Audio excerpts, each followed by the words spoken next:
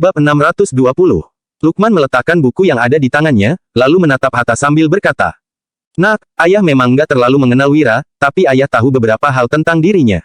Wira adalah orang yang sangat hebat. Kalau nggak, penasihat kanan nggak mungkin akan takut padanya." Hatta menghela napas, lalu bertanya, "Ayah, jangan-jangan yang dikatakan Yuda benar bahwa Wira adalah dalang di balik kerusuhan kerajaan Agrel?" Lukman mengangguk sembari menjawab, "Masalah ini 80% benar. Wira memiliki bakat yang hebat. Penasihat kanan juga ingin merekrutnya. Tapi, Wira sepertinya nggak sejalan dengan penasihat kanan sehingga mereka nggak bisa bekerja sama. Jadi, Wira nggak bisa menjadi sekutu dan hanya bisa dianggap sebagai musuh." Mendengar ini, Hatta buru-buru bertanya, "Ayah, kita harus bagaimana? Apa langsung membunuhnya?" "Membunuh? Apa kamu kira dia gampang dibunuh? Dia saja bisa menghadapi bahaya dengan mudah. Sulit untuk membunuhnya. Selain itu, apa kamu lupa bagaimana Dirja dihukum?" timpal Lukman. Hatta menyipitkan matanya. Jantungnya berdetak dengan kencang saat memikirkan kejadian saat Wira membunuh Dirja. Satu hal lagi, pemerintah nggak memandang serius Fabrian, bahkan merasa jijik. "Apa kamu tahu seberapa besar prestisenya di dunia? Orang-orang yang nggak terlibat dalam urusan pemerintahan adalah temannya. Apalagi, saat itu Putro selalu berada di sisi Panglima Dirga dan memiliki reputasi yang sangat baik. Apa kamu tahu berapa banyak orang yang kagum pada Panglima Dirga sekarang?" Lukman mengatakan ini dengan gugup. Mereka memang orang-orang yang tidak dipandang serius oleh pemerintah. Akan tetapi, sulit sekali untuk melenyapkan mereka. Dia dilindungi oleh penasihat kiri dan rakyat yang menjunjung tinggi keadilan. "Ayah benar-benar nggak mau berurusan dengan orang seperti ini," gumam Lukman.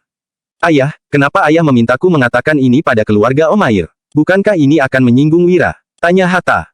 Lukman tersenyum sembari menimpali, "Coba saja. Ayah rasa Wira akan mengerti. Apalagi, ayah hanya bertindak sesuai keadaan dan membantu Putro. Apa kamu kira Putro benar-benar memandang keluarga Omair? Keadaannya akan berbeda kalau Tuan Besar Mahmud masih hidup. Sekarang, Naufal hanyalah seorang pecundang. Dia sudah nggak layak menjadi mertua Fabrian." Hatta mengangguk karena berpikir bahwa semua yang dikatakan ayahnya ada benarnya. Dia bahkan lebih terkejut saat mengetahui niat ayahnya. Hari ini, dia sepertinya akan pergi ke kediaman keluarga Omair untuk memaksa keluarga Gumilar. Namun jika dipikir-pikir, hal ini hanya akan menguntungkan Putro.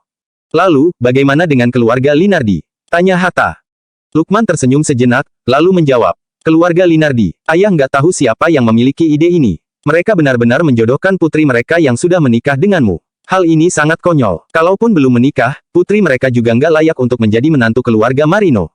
Hatta makin bingung saat mendengar ini. Dia bertanya lagi, "Ayah, apa maksudmu? Bukankah faksi penasihat kanan berharap agar faksi penasihat kiri bergantung padanya? Sepengetahuanku, hubungan keluarga Linardi dan penasihat kiri sangat baik."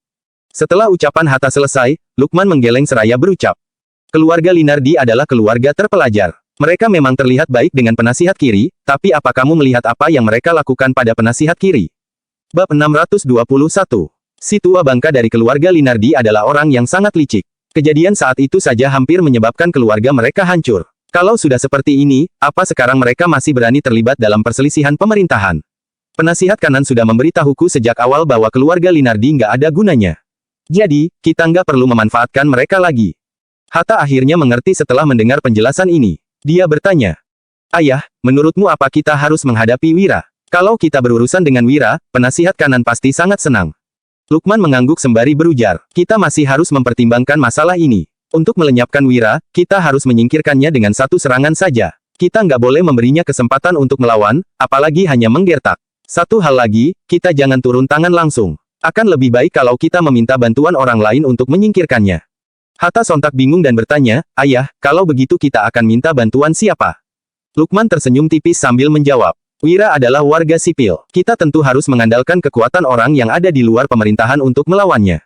Terlebih lagi, banyak orang yang telah memandang Wira. Di era ini, orang yang kaya dan berbakat adalah orang yang paling ditakuti.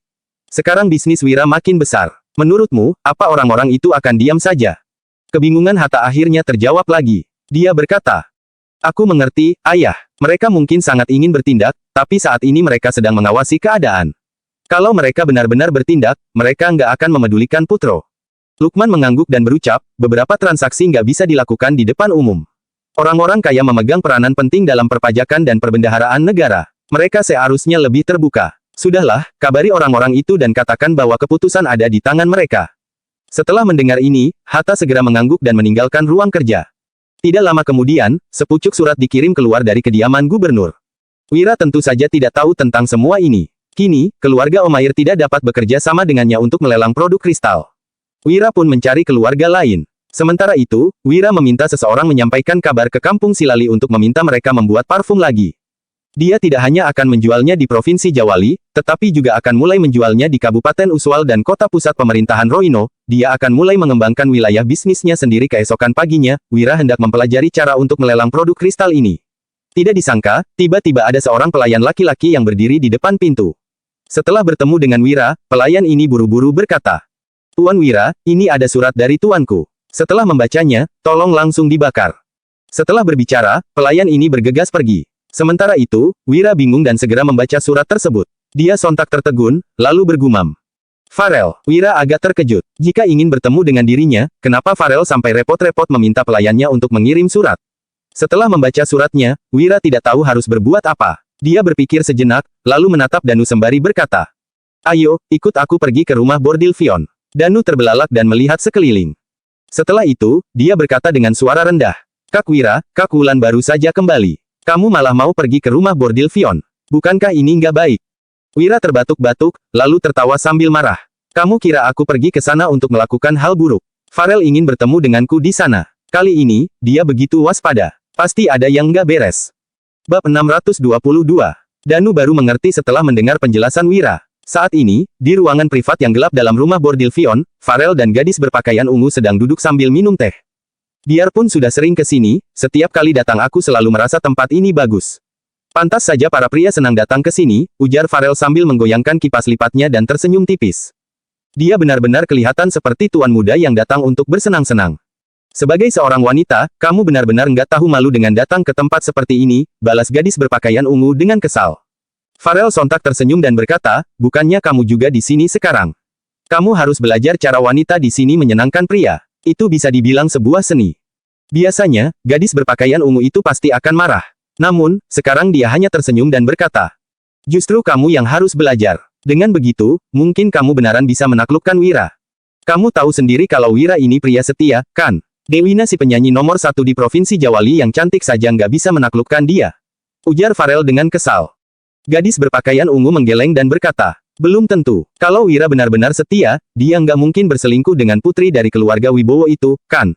Biarpun Dewina cantik, dia masih kalah darimu. Kalau kamu turun tangan sendiri, mungkin kamu benaran bisa membuatnya jatuh cinta." Farel tahu bahwa gadis berpakaian ungu itu sedang menggodanya. Jadi, dia langsung membalik tubuh gadis itu, lalu menepuk bokongnya dengan kesal sambil mengomel.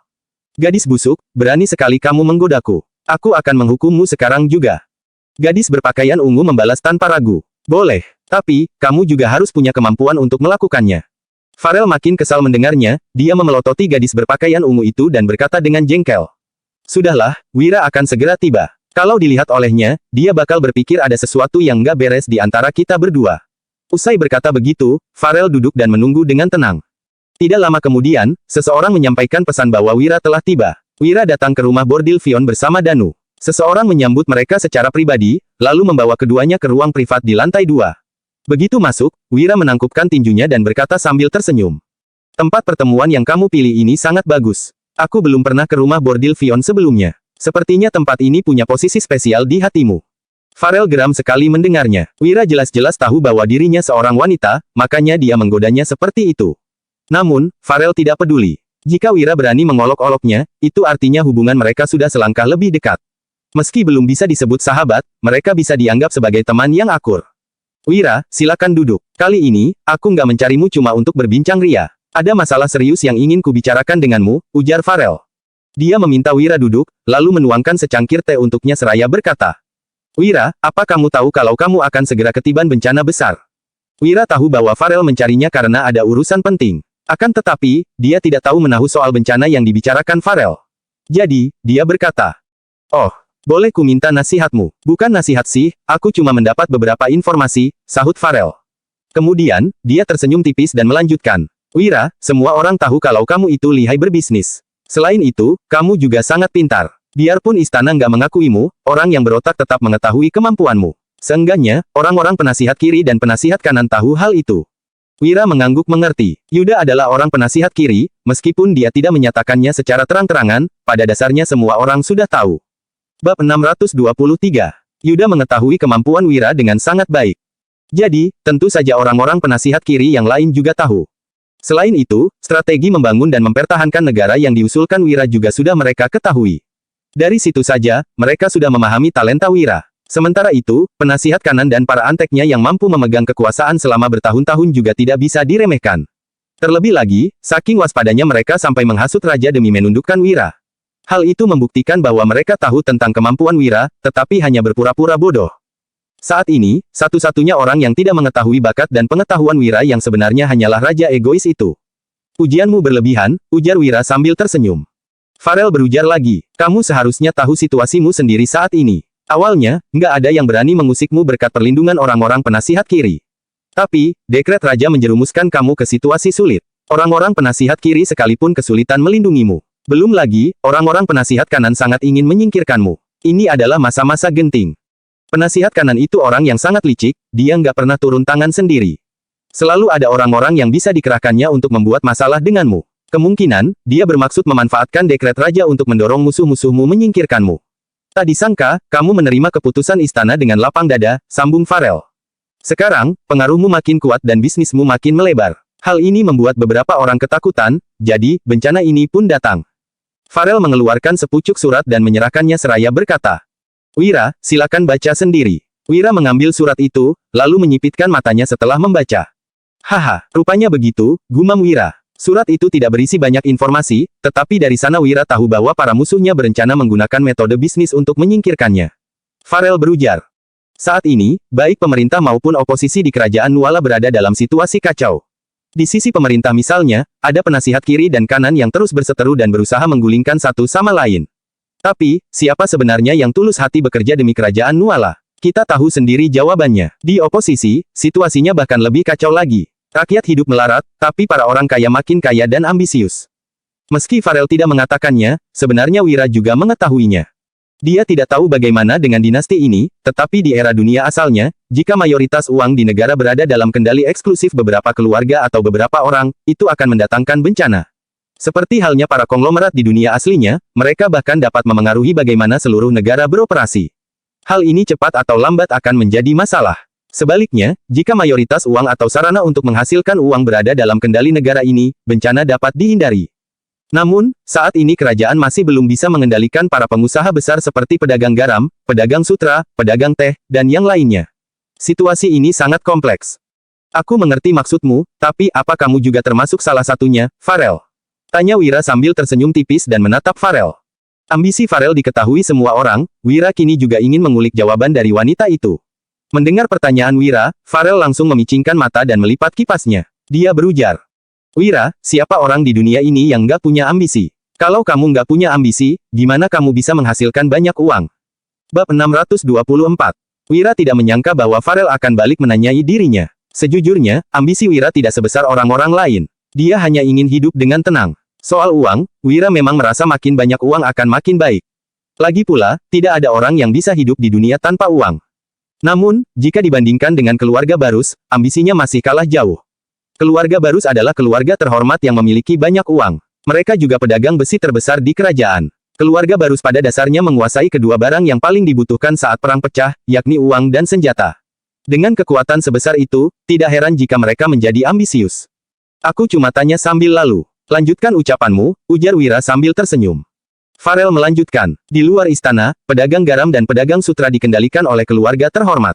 Kebetulan, kamu juga terlibat dalam jalur penjualan garam, sebagai pedagang garam terbesar di kerajaan Nuala, keluarga Larasati di provinsi sebelah tentu saja nggak akan tinggal diam.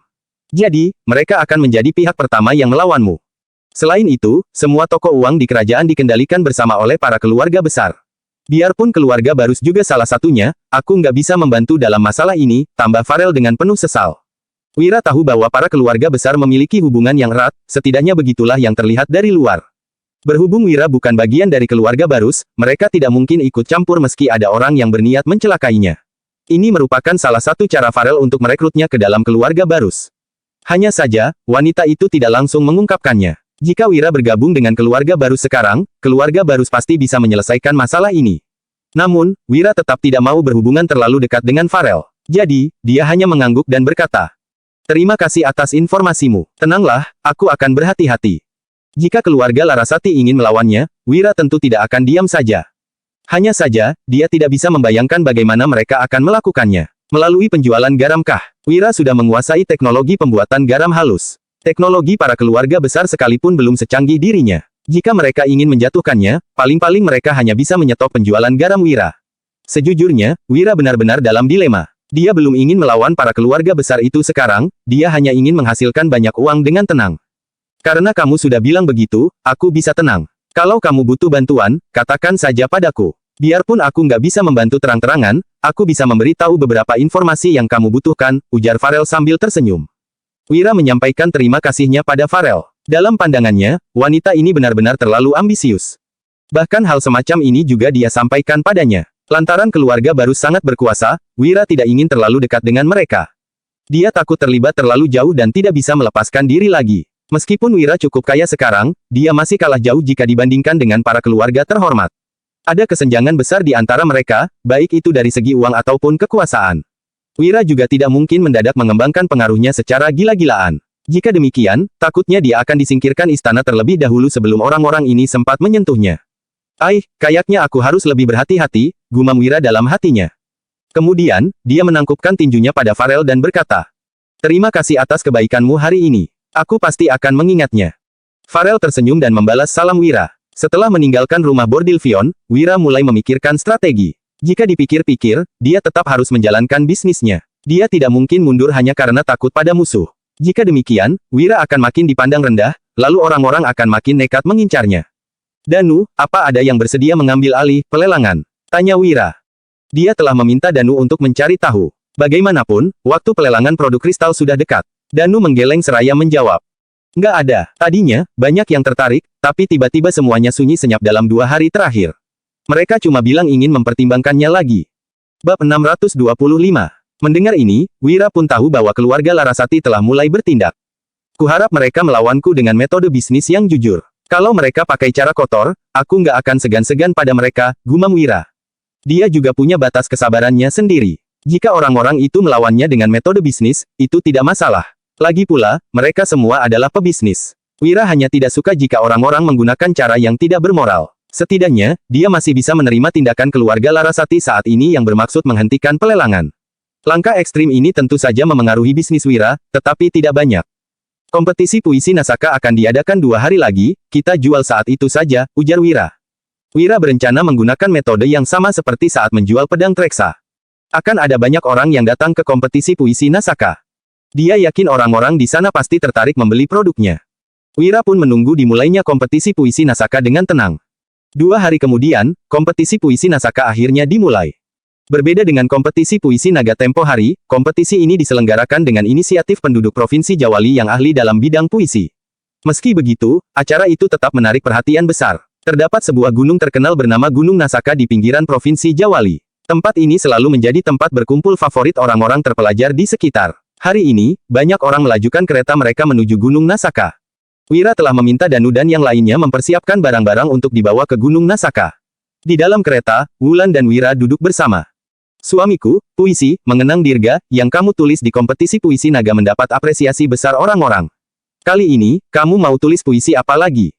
tanya Wulan sambil memandang Wira dengan kagum. "Kali ini, kita lihat saja nanti. Kamu tahu sendiri, kan? Aku orang yang rendah hati dan gak suka jadi pusat perhatian," jawab Wira sambil terkekeh-kekeh. Ucapannya ini membuat Wulan mengerucutkan bibirnya dan tertawa. Tak lama, mereka sudah sampai di Gunung Nasaka. Pemandangan di sana sangat indah dan memanjakan mata. Ada banyak prajurit yang berjaga di kaki Gunung Nasaka dan tepi Danau Nasaka. Meski diadakan secara spontan, kompetisi puisi ini tetap dijaga dengan ketat. Bagaimanapun, tuan muda dari banyak keluarga berpengaruh ada di sini. Bisa gawat jika terjadi masalah pada salah satu dari orang-orang itu. Tuan Wira sudah tiba, ya. Begitu kereta Wira berhenti, Hatta berjalan menghampirinya sambil menangkupkan tinju dengan wajah tersenyum. "Oh, Tuan Hatta," ujar Wira terkejut. "Apa pria ini menunggunya?" Di kompetisi puisi hari ini, Tuan Wira pasti akan sama briliannya dengan kompetisi yang lalu. "Aku nggak sabar menunggu puisi Tuan Wira yang akan menjadi terkenal sepanjang zaman lagi," kata Hatta. Kata-kata Hatta ini membuat Wira bingung. Bukankah orang ini dan ayahnya memusuhi dirinya? Mengapa Hatta berpura-pura ramah begini padanya? Surat yang ditunjukkan Farel ditandatangani oleh Hatta, jadi pasti sang gubernur yang menyuruhnya mengirim surat itu pada para keluarga besar. Pujianmu berlebihan. Waktu itu cuma kebetulan dan kali ini, aku datang untuk menjual barang, ujar Wira sambil mengedip-ngedipkan mata pada Hatta. Mendengar ini, Hatta sontak tertegun. Dia mendadak teringat tentang Wira yang menjual 3 bilah pedang Treksa di kompetisi puisi naga. Apa Wira hendak melakukan hal yang sama hari ini? Tuan Wira sungguh menarik, kata Hatta sambil tersenyum. Ekspresinya membuat Wira mengejap bingung.